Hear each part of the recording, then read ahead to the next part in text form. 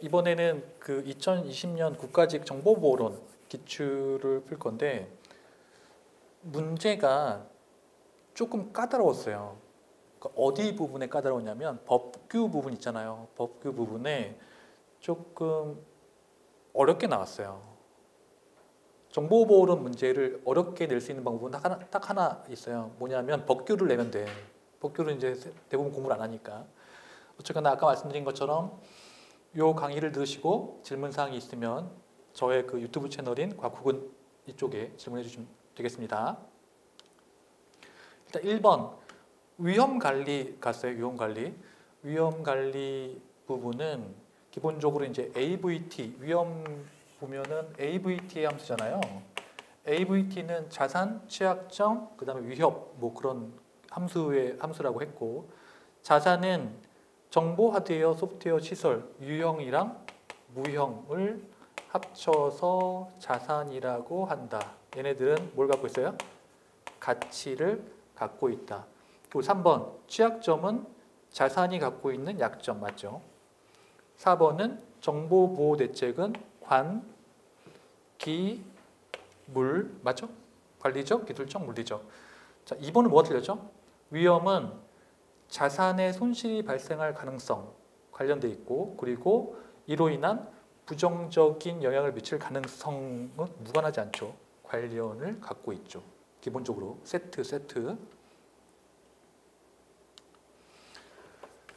그래서 정리를 하면 정답 체크 부분에 잠재성, 가능성이라고 했고 관련되어 있고 1번의 자산은 유형과 무형이고 4번의 취약점은 다른 말로 이렇게 표현되어 있어요. 위협, TT. 위협에 의해서 보안에 부정적 영향을 줄 수 있는 정보 자산의 속성 있는 상태. 약점, 같은 단어이죠. 정보보호 대책은 관기물, 관리적, 기술적, 물리적. 그리고 문제 2번에 공개키 암호화에 대한 설명 옳지 않는 거. 1번 ECC 라빈 그리고 엘가말 그리고 RSA는 공개키 암호죠. 보니까 이게 그렇더라고요. RR 그러니까 ER ECC 엘가말 라빈 RSA ER 그래서 이번에 RSA랑 라빈은 소인수분해 문제예요. 지금 보면은 R은 다 소인수분해 문제예요.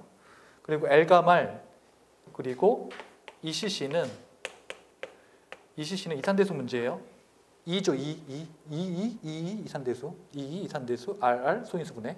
그렇죠? 그다음에 3번에 전자 서명할 때, 디지털 서명할 때 서명하는 사용자의 개인키죠. 개인키. 뭐라고 했어요? 송계서 했죠. 송신자의 개인키로 서명하는 송계서. 그죠? 송신자의 개인키로 서명. 그래서 나머지 얘기들은 한번 읽어보시면 될 것 같아요. 그래서 오늘 느낀 건데, 오늘 강의 준비하다 느낀 건데, RR 소인수분해고 이산대수더라고요.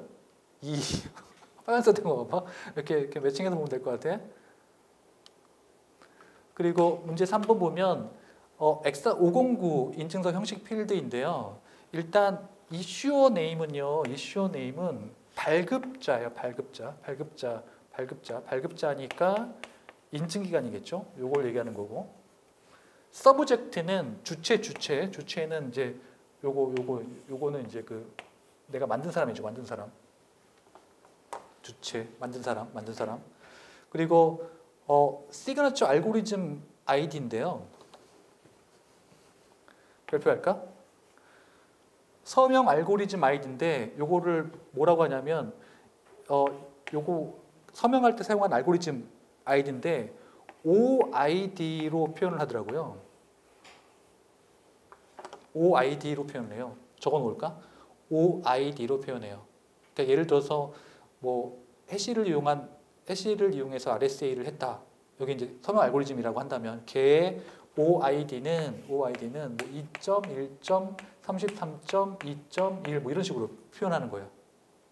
요게 딱 요게 정해져 있더라고요. 누가 정했어요? 요거는 그 국가에서 정해놓은 거가 있어요. 있어요. 자, 그리고 4번에 시리얼 넘버는 인증서 발급 시 부여된 고유 정보. 맞죠? 시리얼 아이디. 시리얼 넘버. 그래서 나머지는 뭐 그렇게 큰 얘기는 없고 요거 적어 놓을까요? 3번에 OID 발표하세요. 문제 4번에 솔트를 넣는 이유가 뭐예요? 솔트를 넣는 이유가 사전 공격을 막기 위한 거죠. 어떻게 사전 공격을 막을 수 있어? 얘를 넣게 되면 키 스페이스가 커져? 키 스페이스가 커지죠. 키 스페이스가 뭐냐면 공격할 수 있는 범위가 넓어지잖아요. 그죠? 넓어지니까 사전 공격이나 그런 것들을 막을 수 있게 되는 원리인 거죠. 솔트를 사용하는 이유에 대해서. 여기서 말씀드린 것처럼 키 스페이스와 관련돼 있다. 보기 분류하시고 키 스페이스. 그 다음에 문제 5번에 TPM에 여기 보면은 4번에 TPM 사용하는 이유가 인증된 부트. 인증된 부트가 뭐냐면 부팅할 때 이렇게 쭉 부팅할 때 그 무결성 같은 거 체크하는 거잖아요. 그죠? 그런 거를 할 수 있고. 그 다음에 TPM은 키 생성, 난수 발생 이런 기능들을 갖고 있고.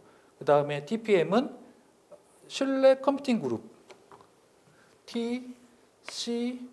TCG에서 표준화를 한 거 맞고. 근데 1번에 뭐가 틀렸냐면 플랫폼 설정 정보가 뭐냐면 PCR이에요. PCR인데 공개 키를 사용해서 서명을 하는 게 아니라 AIK를 이용해서 서명해요.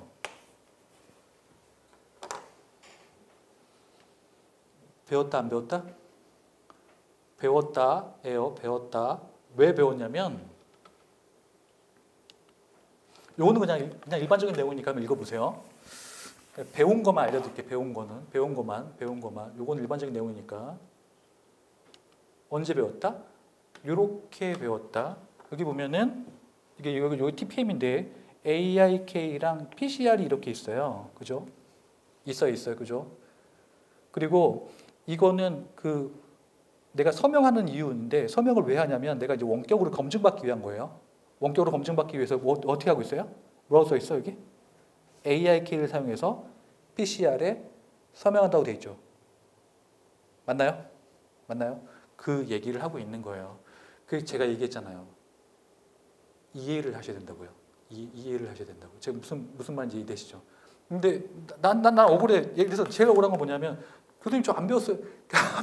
그게 아니라 안 배운 게 아니라 사실 제가 안 가르치는 내용은 그렇게 많지는 않아요. 생각해 보시면 아시겠지만 잘 곰곰이 생각해 보세요. 그 얘기인 거고. 그다음에 문제 6번. 문제 6번을 보면은 이게 지금 이렇게 된 거거든요. 지금 내가 나의 메시지랑 익스클루시브 OR을 하는데 G랑 익스클루시브 OR을 해요. 그러니까 G를 봤더니 내가 전 단계의 G를 암호화한 거예요. 전 단계의 G를 암호화하고 그럼 얘는 어떻게 돼요? 전전 단계의 G를 암호화하고 얘는 또 뭐예요? 전전 단계의 G를 암호화하고 이렇게 끊임없이 되풀이되고 있는 거잖아요. 맞죠? 그게 뭐냐면 OFB인데 이걸 그림으로 설명드리면 이렇게 돼 있는 거예요. 여기를 보면은 일단 여기서 보면 평문 블록이 MI가 되고 그리고 여기 보면은 EK가 이렇게 돼 있죠. 그리고 여기 보면 얘가 GI-1이 되죠. GI-1이죠.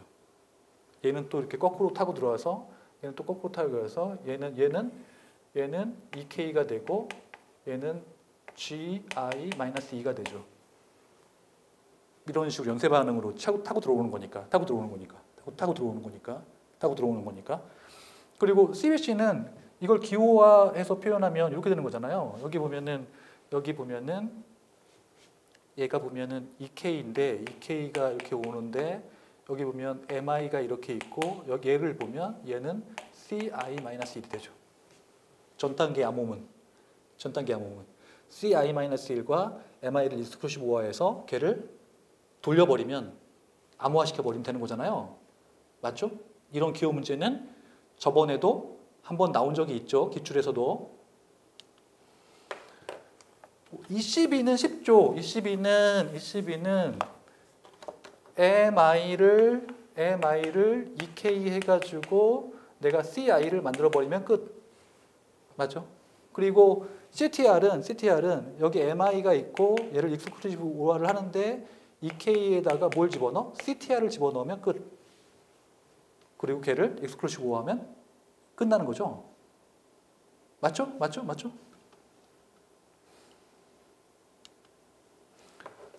자, 그리고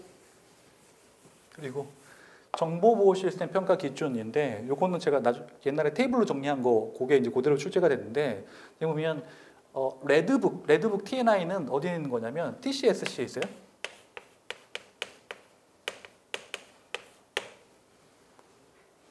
그리고 ITSEC 유럽 평가 기준 이거 나온다고 했잖아요. 그렇죠? 기억나시죠? 뭐예요? E0부터 E6까지 있어요. 나온다고 했잖아요. 농담하는 거 아니야? 나온다고 했어요. 나온다고 했어. 그리고 EAL2는 TCSC가 있는 어디 있는 거야? CC에 있네. CC. 기능 시험이 아니라 구조 시험. 그리고 4번에 TCSC는 같은 등급에서 뒤에 있는 숫자. 예를 들어서 B3가 B2보다 보안 등급이 더 높다.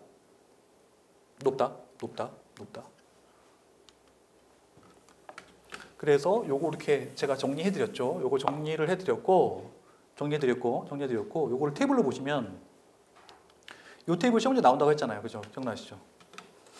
이 부분이 나왔죠. CC의 EAL2의 구조 시험. 그리고 요 순서 B3하고 B2 높은 거. 그리고 유럽의 E0에서 E6 이렇게 되어 있는 거. 한국은 애매하고. 맞나요? 됐죠?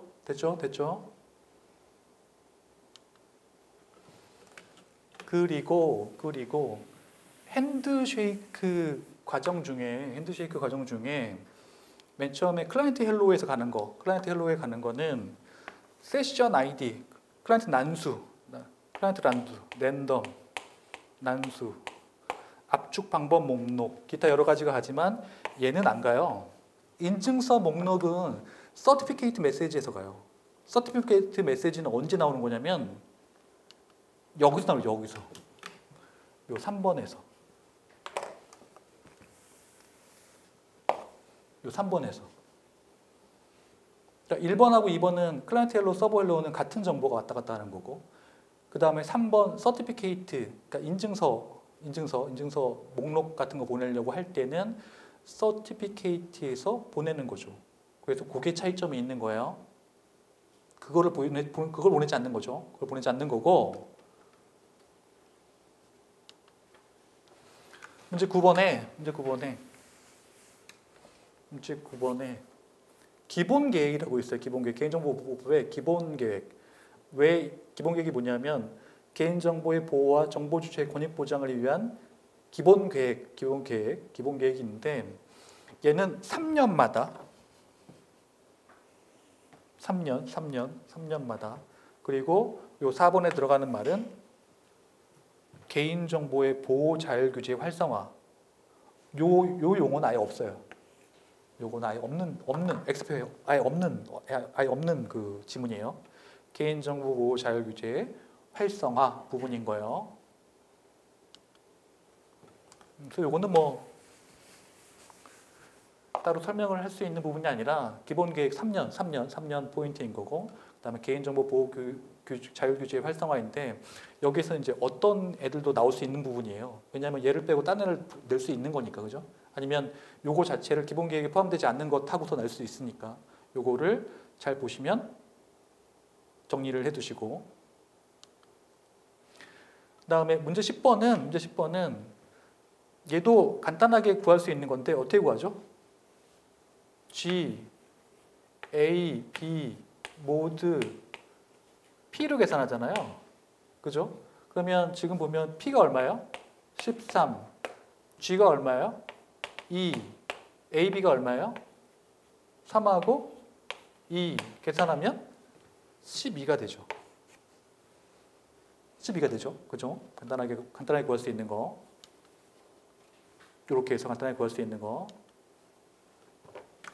문제 11번도 어렵지 않았죠. 얘는 128, 얘는 192, 얘는 없는 애고, 그래서 2, 5, 6일 때는 14 라운드. 요거는 쉬운 얘기 중에 하나였고, 정리한 거니까 보시면 될 것 같고, 그 다음에 ESP는 뭘 하죠? ESP는 인증, 무결성, 기밀성, 뭐 재전송 방지 같은 것들을 하는데 인증 포함되죠? 기밀성 포함되죠? 그리고 전송 모드 하면 기억나는 게 뭐예요? 전기, 터세. 전송 모드는 기존 패킷, 터널 모드는 새로운 패킷. 전송 모드는 기존 패킷이기 때문에 IP 헤더를 보호하지 않고 전송 계층만 보호한다. 맞죠? 그리고 4번에 뭐가 틀렸냐면 터널 모드의 ESP는 어선티케이션 데이터는 뭐냐면 어떤 그 전체 내용을 보호하기 위한 어선티케이션 데이터는 뭐 암호화도 포함된 보호된 데이터를 인증 및 보호된 데이터를 얘기하는데 여기 보면 해시 함수하고 자, 이 얘기를 물어볼게요. ESP는 대칭키를 사용해 공격키를 사용해? ESP는 대칭키야 공격키야? 대칭키.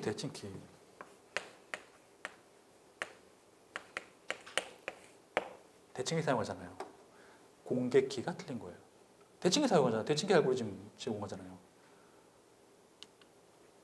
어선티케이션 데이터는 큰 뭐 그런 게 아니에요.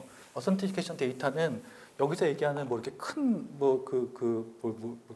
당락을 결정짓는 뭐 큰 뭐 그런 얘기가 아니라 얘네들 어선티케이션 데이터, 그러니까 암호화 인증 및 암호화된 데이터를 만들기 위해서 사용되는 거는 해시 함수하고 대칭키라는 거예요. 대칭키. 나머지는 한번 보시면 될 것 같고, 그죠? 이렇게 정리하시면 될 것 같고. 문제 13번 자원 고갈. 패킷의 개수가 다수개인 것 찾으면 되는 거죠. 핑 오브 데스는 패킷의 개수가 다수개죠. 그리고 스머프도 핑 플로딩이니까 다수개죠. 핫 블리드는 뭐죠? 오픈 SSL의 버그. 스니핑은 뭐죠? 도청. 그러므로 얘 두 개 빼면 답은 1번. 기억 니은이 되는 거죠.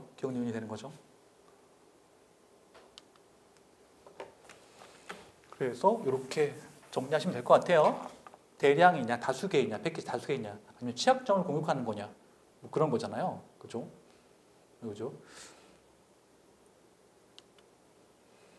그리고 문제 14번 보시면 문제 14번 위험 분석 및 평가 방법으로 옳게 짝지어진 거. 지금 보면은 전문가 나온 뭐야? 델파이. 전문가 나오면. 그리고 이미 발생한 사건이 앞으로도 발생한다는 가정. 과거 자료 분석. 그리고 어떤 사건도 기대한 대로 발생하지 않기 때문에 시나리오 만들어. 시나리오. 라고 강의를 쭉 했죠. 자, 순위 결정법은 뭐냐면 위험에 대해서 이제 순위를 결정하는 거예요. 기준선 접근법은 이제 체크리스트 이용하는 거잖아요. 그죠? 체크리스트 이용해서. 그리고 점수법은 점수를 매기는 거죠. 위험에 대해서 점수를 매겨서 가중치를 둬서 이렇게 점수를 매기는 거죠. 그죠? 그 얘기를 한 건데 여기 보면은 여기 부분만 볼까요? 여기는 아까 설명을 했으니까 델파이나 과거제로 분석이나 시나리오는 설명을 했으니까 순위 결정 비교해 보면은 위험에 대해서 순위를 매기고 있는 거 맞죠? 기준서는 체크리스트 그리고 점수법은 위험 발생 요인에 대해서 점수와 가중치 별표할까요? 그 얘기 하고 있는 거고. 자, 문제 15번. 문제 15번. 15번. 이 문제는 잘 냈어요. 이 문제 잘 냈는데 역시나 불친절해. 뭐가 불친절하냐면 나는 이 문제 보고 깜짝 놀랐어요. 도대체 국내 대리인이 뭐야? 국내 대리인이 뭐라는 거야? 국내 대리인 시험 문제를 풀고 나서 나중에 보니까 예를 들어서 구글이나 뭐 그런 데서 국내에서 이제 되게 많이 팔잖아요. 되게 많이 파는데 만약에 국내 사무소가 없으면 국내 대리인을 두게 돼 있어요. 왜냐하면 국내 대리인이 있어야 뭔가 법적인 문제에 대해서 이제 얘기를 할 수 있으니까. 그게 국내 대리인인 거야. 그럼 국내 대리인을 누가 하냐? 100억 원. 그 다음에 100만 명. 여기까지는 정보통신망법에서 제공하고 있는 ISMS 인증받아야 되는 사람이랑 받아야 되는 그 기업이랑 동일해요. 여기까지는 동일해. 문제가 기가 막힙니다. 근데 이게 틀려. 1번이 ISMS일 경우에는 1,500억, 근데 숫자가 똑같지 않아. 1,500억 원이야. 1,500억 이상인자고요. 얘네들은 국내 대리인 지정은 1조야, 1조. 별표할까? 근데 외워야 돼, 1,500억.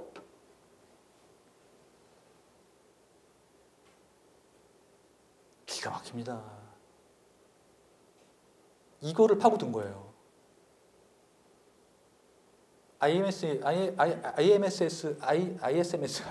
인증받아야 되는 사람들은 1,500억이고요.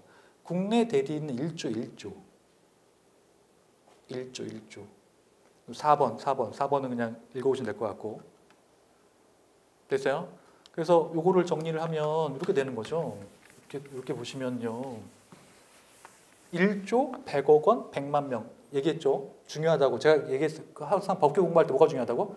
숫자가 정말로 중요하다고 했어요. 기억나시죠? 그리고 이거 보시면 아시면 국내 대리인이 뭐냐? 만약에 해외에서 국내 주소가 없는 영업소가 없는 국내 대리인을 지정해야 한다라고 돼 있죠. 자, 여기 볼까요? 정보보호관리체계 인증, ISMS 인증받으려면 뭐라고 돼 있어요?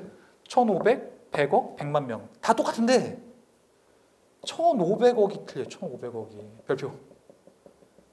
1,500억이 틀리다고요. 1,500억이 틀리더라고요. 기억해 주세요. 1,500억. 됐죠? 문제 16번. 침해를 방지하기 위한 통제된 환경. 샌드박스.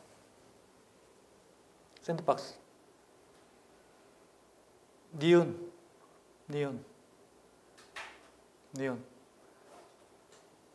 요게 악성 코드의 행위를 추출하고 그러니까 프로세스의 이상 동작을 파악하는 건데 요게 프로세스 익스플로러 그러니까 백도어 같은 거 찾을 때 사용하는 거거든요.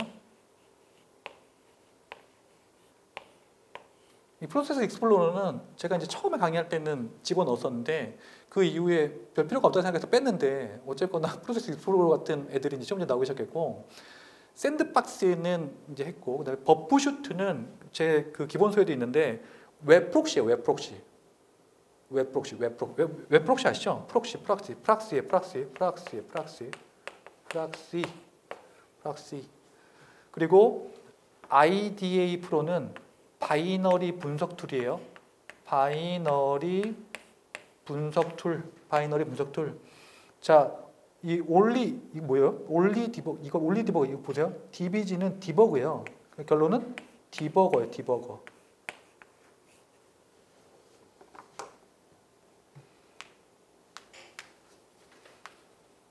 됐어요? 얘는 그 IDA 프로하고 올리 디버그는 있잖아요. 얘는 둘 다 그 역공학하기 위한 놈이에요. 역공학 아시죠? 역공학. 바이너리에서 이렇게 소스 코드 얻어내기 위한 거.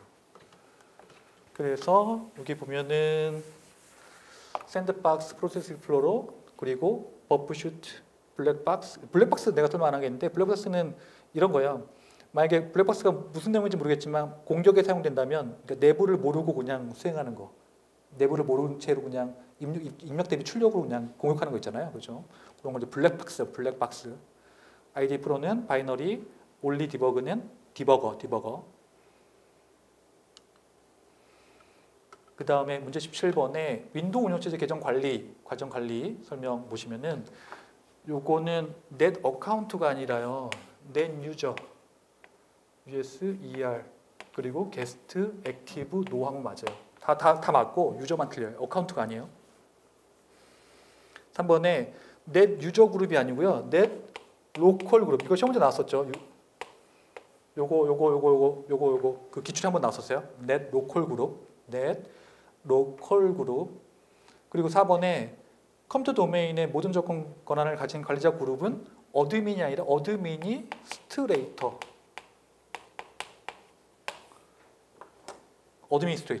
어드민과 어드미니스트레이터는 완전 다르죠?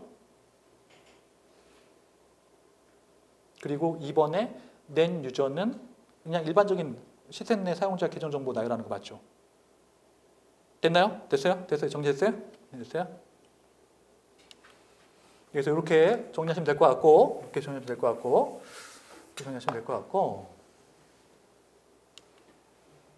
자, 커버로스 갈게요. 커버로스 보시면 일단 1번에 양방향 인증 문제. 얘는 이제 투파티인데 얘는 제3자, 그러니까 서드파티 이용하는 방식 맞죠? 투파티가 아니라 양쪽에서 서버 클라이언트가 있는 게 아니라 AS나 TGS 있는 구조인 거잖아요.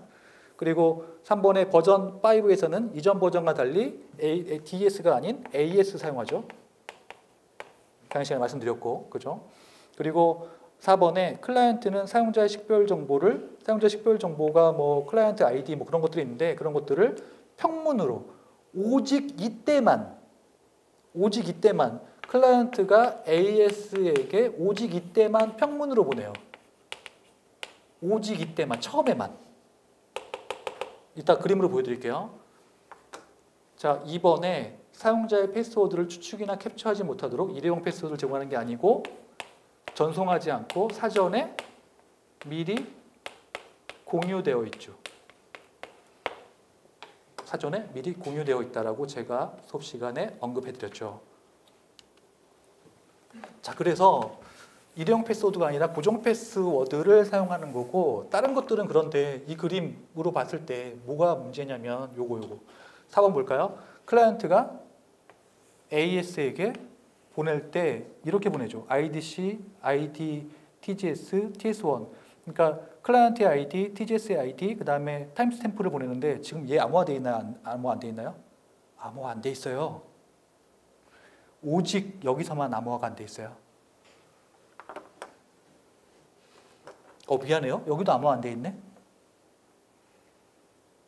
여기서 이렇게 보낼 때 IDV나 TGT는 암호화 됐으니까 IDV 암호화 안 돼 있네, 그죠? 이런 쓸데없는 것들은 지금 암호화가 안 돼 있어요. 대부분 것들이 암호화가 돼 있는데 암호화가 안 돼 있는 부분들이 있어요, 그죠? 잘 봐야 돼요, 그죠? 잘 봐야 돼요. 그렇죠? 19번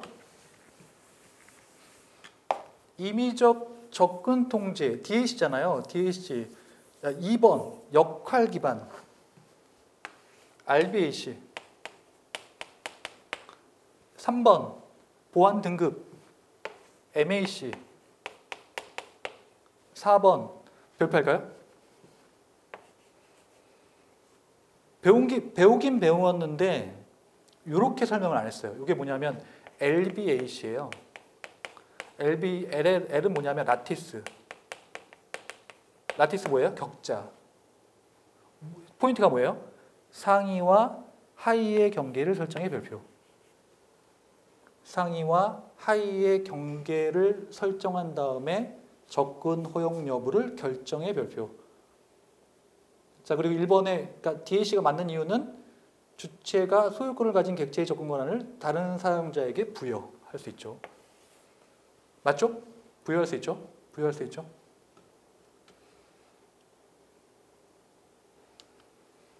그래서 이렇게 정리하시면 되겠죠. 이렇게 정리하시면 될 것 같고, 됐죠? 이렇게 정리하시면 되죠? 이렇게 정리하시면 되죠? 마지막 문제 20번. 정보통신망에서 정보통신망 안전성 확보 등에 대한 정보보호 조치에 대한 지침인데, 이것도 문제가 잘 나온 게 뭐냐면 사전 정보보호 대책 마련 및 보안 얘는 누가 하나요? 정보보호 최고 책임자의 역할이에요. 우리가 최고 책임자의 역할 시험 문제 모의고사에 한번 했었거든요. 기억나요? 정보보호 최고 책임자의 역할이에요. 나머지 애들은 정보보호 조치인 거고. 근데 이거를 어떻게 달리 해석할 수 있냐면 이 중에서 범위가 제일 작은 거를 찾으시면 돼요. 그러니까 정보보호 조치는 범위가 제일 넓은 거일 거잖아요. 아무래도 정보통신망 안정, 정보통신망 지속적인 이용, 정보의 불법 같은 애들은 굉장히 범위가 넓잖아요. 근데 사전 정보보호 대책 마련 및 보안 조치 설계 이런 애들은 뭔가 어느 기업 내에서 수행되는 범위가 좀 낮은 애들에 속하는 거거든요. 그러니까 그런 식으로도 해석이 가능하거든요. 지금 그렇게 한번 보시라니까요. 그렇게 한번 보세요. 법으로 볼까? 법으로 보시면 이렇게 돼 있죠. 보시면 45조의 정보통신망의 안전성 확보 보시면은 좀 범위가 큰데 여기 보면은 정보보호 최고 책임자 보면은 이렇게 그 안에서 보면 보안 서버, 보안 조치 아니면 취약점, ISMS 수립 뭐 이런 좀 이렇게 그 기업 내부에서 수행되는 것들에 대한 거잖아요. 이해됐어요? 그렇게 판단을 할 수 있다라는 거예요. 그래서 오늘 그 2020년 국가직 기출 풀이는 여기서 마무리를 하고요. 혹시 이제 궁금한 것들이 있고 뭐 이해가 안 되는 것들, 뭐 동영상 같은 것들 더 해설이 필요한 것들이 있으면 저한테 유튜브 채널에 알려주시면 제가 찍어서 올리도록 하겠습니다. 수고하셨습니다.